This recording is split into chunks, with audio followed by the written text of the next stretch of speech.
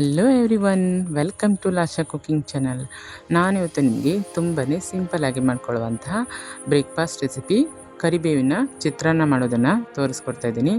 Vitamin A ಸಮೃದ್ಧವಾಗಿರುವಂತಹ ಈ ಎಲೆಯಿಂದ ನಾವು ಚಿತ್ರಾನ್ನ ಮಾಡೋದ್ರಿಂದ ಆರೋಗ್ಯಕ್ಕೆ ತುಂಬಾ ಒಳ್ಳೆಯ ಒಂದು ಬೆನಿಫಿಟ್ ಇದೆ. ಹಾಗೆ ಇದೇ ಮೊದಲ ಬಾರಿಗೆ ನೀವು ನಮ್ಮ ಚಾನಲನ್ನು ನೋಡ್ತಾ ಇದ್ದರೆ ದಯವಿಟ್ಟು ನಮ್ಮ ಲಾಶಾ ಕುಕಿಂಗ್ ಚಾನಲನ್ನು ಸಬ್ಸ್ಕ್ರೈಬ್ ಮಾಡ್ಕೊಳ್ಳೋದನ್ನು ಕೂಡ ಮರಿಬೇಡಿ. ಹಾಗೆ ನಿಮ್ಮ ಫ್ರೆಂಡ್ಸ್ ಆ್ಯಂಡ್ ಫ್ಯಾಮಿಲಿಗೂ ಕೂಡ ಶೇರ್ ಮಾಡೋದನ್ನು ಮರಿಬೇಡಿ.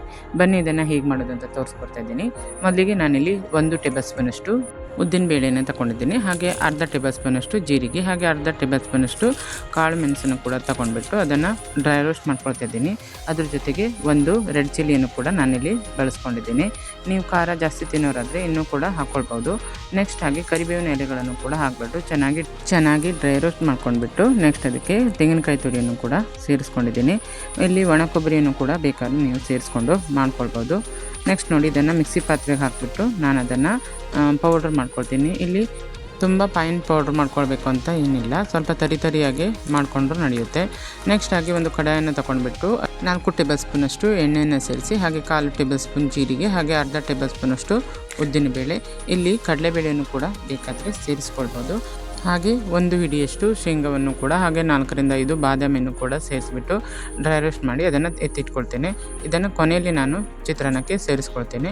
ಹಾಗೆ 1 ಒಣಮೆಣಸು, ಹಾಗೆ 1 ಹಸಿಮೆಣಸು, ಹಾಗೆ 1 ಚಿಕ್ಕ ಗಾತ್ರದ ಈರುಳ್ಳಿಯನ್ನು ಕೂಡ ಕಟ್ ಮಾಡಿ ಸೇರಿಸ್ಬಿಟ್ಟು ಅದಕ್ಕೆ 1 ಟೊಮೆಟೊವನ್ನು ಕೂಡ ಕಟ್ ಮಾಡಿ ಹಾಕಿದ್ದೀನಿ. ಹಾಗೆ ಕರಿಬೇವಿನ ಎಲೆಗಳನ್ನು ಕೂಡ ಸೇರಿಸ್ಬಿಟ್ಟು ಚೆನ್ನಾಗಿ ಇದನ್ನು ಫ್ರೈ ಮಾಡ್ಕೊಳ್ತೀನಿ ಎಣ್ಣೆಯಲ್ಲಿ. ಹಾಗೆ ಕೊತ್ತಂಬರಿ ಸೊಪ್ಪನ್ನು ಕೂಡ ಸೇರಿಸ್ಬಿಟ್ಟು ಉಪ್ಪು ಹಾಗೆ ಅರಿಶಿಣವನ್ನು ಕೂಡ ರುಚಿಗೆ ತಕ್ಕಷ್ಟು ಸೇರಿಸಿದ್ದೀನಿ. ಹಾಗೆ ಕರಿಬೇವಿನ ಪುಡಿಯನ್ನು ಕೂಡ ನಾನಿಲ್ಲಿ ಸೇರಿಸ್ಕೊಳ್ತಾ ಇದ್ದೀನಿ. ನೋಡಿ, ಈ ರೀತಿ ಸೇರಿಸಾದ ನಂತರ ಎಣ್ಣೆಯಲ್ಲಿ 1 ನಿಮಿಷ ಇದನ್ನು ಫ್ರೈ ಮಾಡ್ಕೊಳ್ಬೇಕು. ನೆಕ್ಸ್ಟ್ ಅದಕ್ಕೆ 1 ಬೌಲಷ್ಟು ನಾನು ಇಲ್ಲಿ ರೈಸನ್ನು ಕೂಡ ಸೇರಿಸ್ಕೊಂಡು ಅದ್ರ ಜೊತೆಗೆ ಡ್ರೈ ರೋಸ್ಟ್ ಮಾಡ್ಕೊಂಡಿರುವಂಥ ಶೇಂಗಾ ಹಾಗೆ ಬಾದಾಮಿಯನ್ನು ಕೂಡ ಇಲ್ಲಿ ಸೇರಿಸ್ಕೊಂಡು ಚೆನ್ನಾಗಿ ಮಿಕ್ಸ್ ಮಾಡ್ಕೊಳ್ತೀನಿ.